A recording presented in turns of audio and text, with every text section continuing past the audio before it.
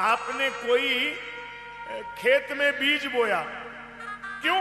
बोले सुख दे। अच्छा हाँ, अब उसमें ओले पड़ गए तो ये गलती हमारी तो नहीं है, किसकी गलती होनी चाहिए? आप बोल दो ना भगवान की। अब यहां तो नहीं बोलोगे, वैसे तो यही बोलते हो।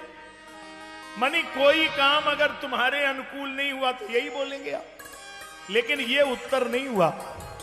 तो जब कर्म सुख के लिए किया गया तो परिणाम दुख कैसे हो गया? गलती कहां है, फॉल्ट कहां हो गया, ये समझो। ये मैत्रेय जी ने बताया।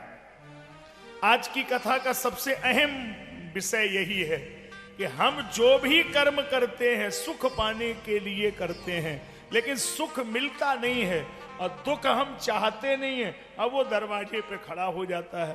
तो कैसे आ गया वो? कहां से गलती हो गई? एक जगह हो गई। अहंकार विमूढ़ात्मा करता मिति मन्य से।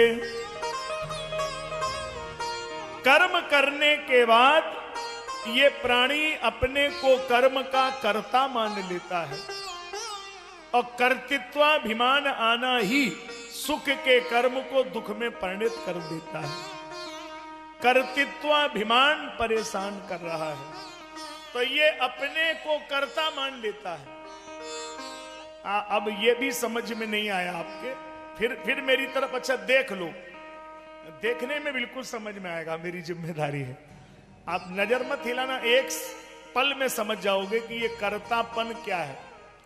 जैसे कोई काम अगर बन गया तो ये आपके स्वभाव में है कि आप तुरंत ऐसे बोलते हैं, हम ही, और हम ना होते तो कभी हो ही नहीं सकता था हम।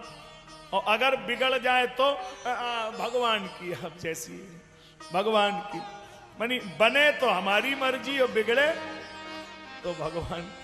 यही इस जीव के अंदर कमी हो गई है। कोई काम बने तो हमने बनाया और बिगड़ जाए तो भगवान। यही गड़बड़ हो रहा है, ये ठीक नहीं है।